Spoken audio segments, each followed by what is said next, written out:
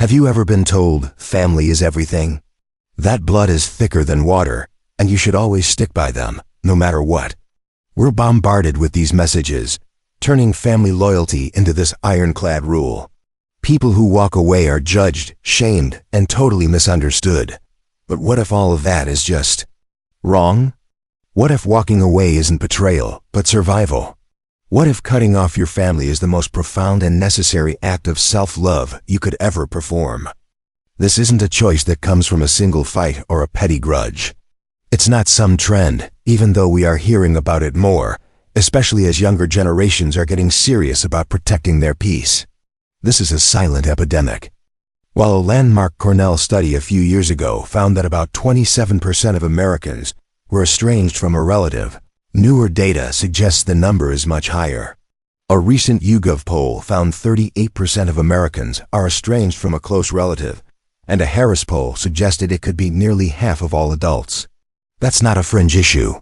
It's happening in homes all around us. For so many people, going no contact isn't about revenge. It's a desperate, heartbreaking measure you take when the cost of staying is just too high. It's self-preservation. It's the choice you make when the people who were supposed to be your safe harbor have become the storm.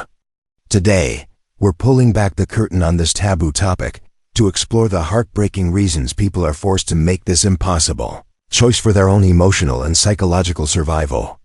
Section 1. The unspoken epidemic of being cut off. Before we dive into the reasons, we really need to sit with what estrangement is. It's so often misunderstood by people who haven't lived it. This isn't just giving someone the silent treatment. It's a deep and painful process that usually unfolds over years. It's a decision that is almost never made lightly. In fact, most adult children who cut ties have spent years, sometimes decades, trying to make it work. They've tried having the hard conversations. They've set boundaries only to have them stomped on again and again. They've given countless second, third, and fourth chances, just hoping that this time it will be different. They've survived tense holidays, phone calls that left them emotionally hungover for days, and visits that required their own recovery period. Going no contact isn't the first step. It's the absolute last resort. What makes this so painful is the social stigma. Tell someone you've cut off a parent or sibling, and you often get that look of disbelief or judgment. But they're your family. You only get one mother. Can't you just forgive and forget? These phrases, even when well-intentioned, invalidate a pain that is already huge. They completely ignore the complex, often traumatic history that led to this point. This pressure can bury the person who had to walk away in guilt, shame, and isolation. Psychologists call the fallout an ambiguous loss. Unlike a death, there's no funeral, no casserole brigade, no shared ritual for grieving someone who's still alive. The person is out there in the world, but they're gone from your life. That lack of closure can make grieving incredibly complicated, starting a grief process that has no clear end. You're not just mourning the relationship you had. You're mourning the one you always wished for, the one you deserved but never got. If you're watching this and you've felt that specific, isolating pain, please know, you are not imagining it. It is one of the most difficult and misunderstood kinds of grief there is. Section 2. The heartbreaking reasons when it's no longer a choice. So what pushes people to this breaking point? What dynamics make a family relationship so damaging that walking away becomes the only option left? These aren't minor personality clashes. This is about patterns of persistent harm that grind a person's well-being down to nothing. A. The damaging nature of persistent abuse. When we hear abuse, our minds often go straight to physical violence. But emotional and verbal abuse can be just as devastating, maybe even more so, because it's so insidious. It's the constant criticism that makes you feel worthless. It's being belittled for your choices, your dreams, your very identity. It's being made the family scapegoat, blamed for every single problem, a role you were handed in childhood that you can never seem to shake. In a recent poll, 34% of people estranged from a parent cited abuse as a reason. When a relationship is a source of chronic trauma, getting distance isn't a preference. It's essential for your emotional survival. B. The slow poison of toxic behavior.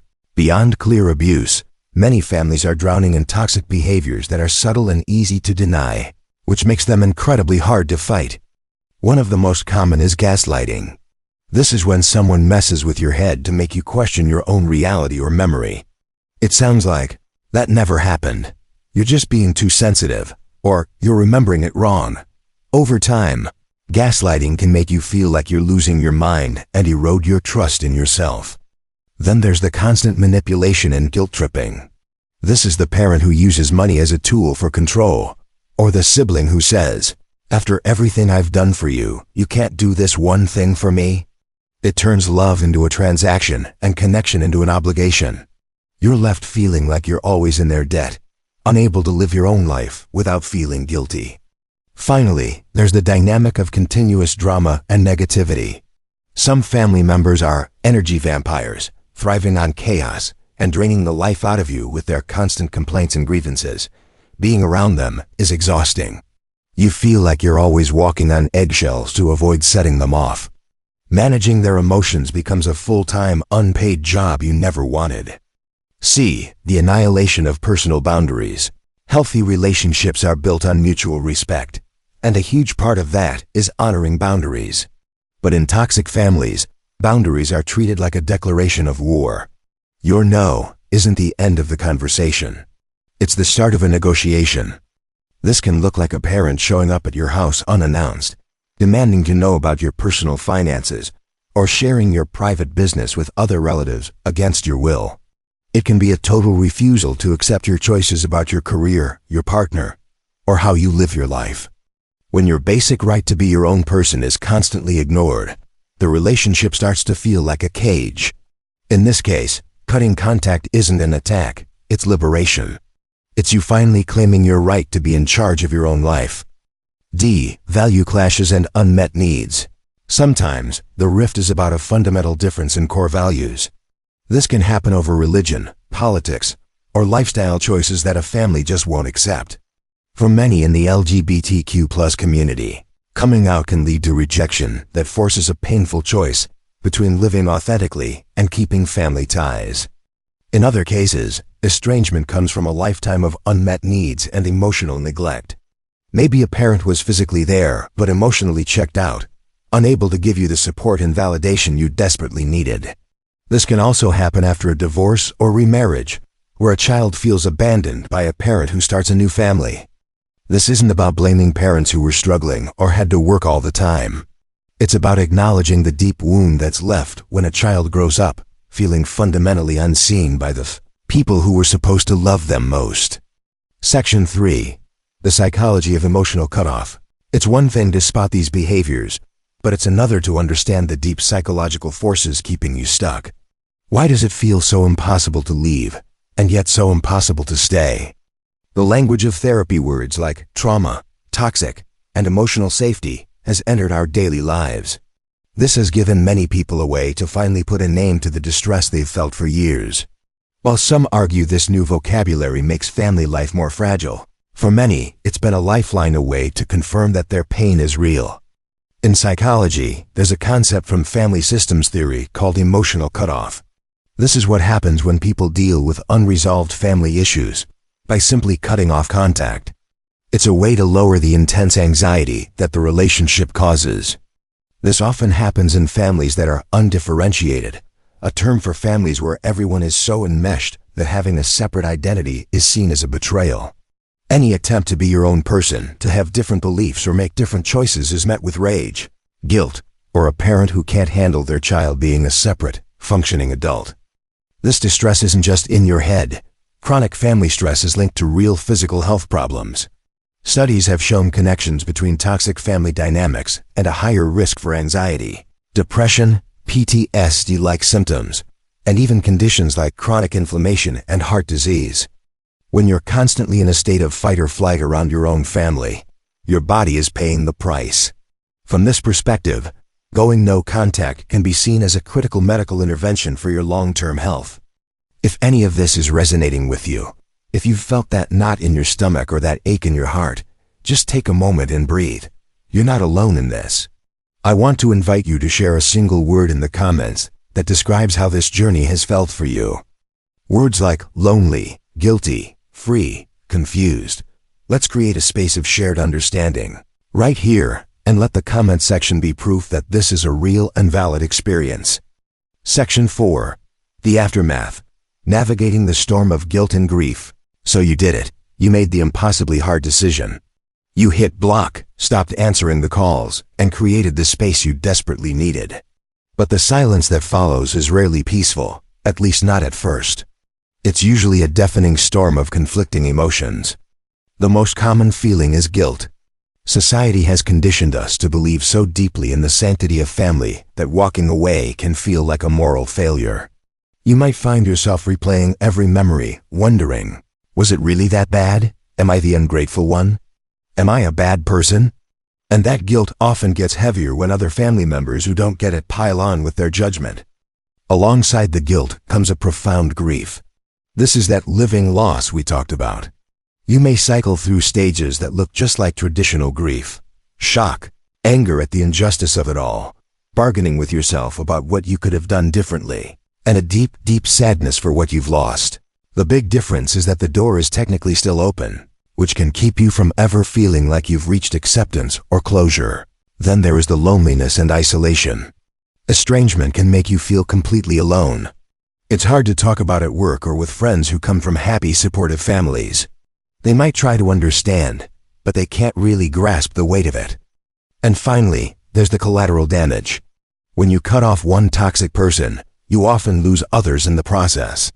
Siblings might feel forced to choose sides, and you might lose contact with nieces, nephews, or grandparents you genuinely love. This just magnifies the loss, making you feel like an orphan even though your family is still alive. It's so important to understand that all of these feelings, the guilt, the grief, the loneliness, are a normal part of this. Feeling them doesn't mean you made the wrong choice. It means you're a human who has gone through a major traumatic loss. Section 5. Reclaiming your life. Estrangement as an act of creation. But what if this painful aftermath isn't the end of the story? What if this empty space, once filled with chaos, is actually the quiet, fertile ground where you can finally start to grow a new life?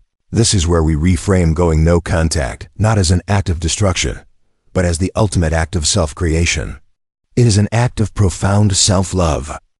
So how do you start to heal and build this new life? It's a process, but here are some steps to get you started. Step 1. Practice radical acceptance and self-validation. First, you have to give yourself permission to feel everything without judgment. Acknowledge that your pain is real. Your experiences were valid. Your decision was necessary. Remind yourself as many times as you need to that setting a boundary to protect yourself from harm isn't weakness. It's courage. Try this. Write a letter to yourself from the perspective of a loving friend, validating everything you went through and affirming your choice to seek peace. Step 2. Become a detective of your own mind. Toxic relationships program our brains with a negative inner monologue. You might have an inner critic that sounds suspiciously like the family member you've cut off, telling you you're selfish or worthless. It's time to challenge that voice. Start by just noticing it. When it pops up, ask yourself, is this thought 100% true? Where did I learn this? What's a kinder, more realistic perspective? By questioning these old beliefs, you start to break the psychological hold they had over you. Step 3. Build your chosen family. One of the biggest fears in estrangement is being alone. The antidote is to proactively build a new support system, your chosen family. These are the friends, mentors, or partners who give you the love, respect, and support you never got from your family of origin. It might be a small circle. The quality is so much more important than quantity. Find people who make you feel safe, seen, and celebrated for exactly who you are. There are also organizations and online groups that offer support, reminding you that you're not walking this path by yourself. Step 4. Master survival self-care. In this context, self-care isn't just about bubble baths. This is about survival. It's about finding things that help regulate your nervous system and process your grief. This could be journaling, especially writing unsent letters to get your feelings out. It could be running or yoga to move the stress out of your body. It could be meditation or deep breathing to calm your anxiety. It could even be giving yourself permission to have duvet days where you just rest. These aren't luxuries. They are essential tools for healing. Step 5. Shift your focus from loss to growth. It's easy to get stuck thinking about what you've lost. Part of healing is consciously shifting your focus. Practice gratitude for the good relationships you do have. Pour your new time and energy into hobbies and passions that bring you joy. Estrangement gives you an opportunity to finally discover who you are outside of the toxic family role you were forced to play. It's a chance to build a life that is truly your own. This healing journey is long, and it's not a straight line. There will be good days and bad days, moments of empowerment and moments of deep sadness. That's okay. But you don't have to walk this path alone. If this video gave you even a small piece of validation or a glimmer of hope, please consider subscribing for more content on healing, setting healthy boundaries, and building a life on your own terms. Your peace is worth fighting for. Section 6. The Path Forward. Breaking the Cycle. A question that always comes up is this forever? Is reconciliation possible? The truth is, sometimes it is, but it's rare, and it requires huge effort from both sides. Reconciliation can't happen if only one person is doing the work. It requires the person who caused the harm to take real responsibility, acknowledge the pain they caused, and actually change their behavior. Sadly, many are unable or unwilling to do that. That's why it's so important to understand that reconciliation is not the goal. Peace is the goal. And if peace can only be found through continued distance, then that is a valid and powerful choice. Your number one responsibility is to yourself and to breaking the cycle of generational trauma. One of the most powerful outcomes of going no contact is stopping those harmful patterns from being passed down. By healing yourself, you learn what healthy relationships actually look like. You can become a better parent, a better partner, a better friend. You show your own children, if you have them, that it's okay to stand up for yourself and that love should not hurt. By choosing your own well-being, you are giving a gift to future generations. The decision to cut ties with your family goes against everything we're taught. It's a path forged through incredible pain and taken with a heavy heart. But this is not a story about an ending. It's a story about a powerful, defiant beginning. It's the story of choosing your own sanity over someone else's dysfunction. It's the story of declaring that you are worthy of peace, respect, and unconditional love, even if you have to be the one to give it to yourself. So if you are on this journey, or even thinking about it, let go of the shame society tries to place on you. Reframe this not as an act of rejection, but as an act of profound self-love. This is the moment you stop waiting for someone else to be your rescuer and you become your own. Your peace is the most valuable thing you will ever own. Protect it fiercely. It's worth everything.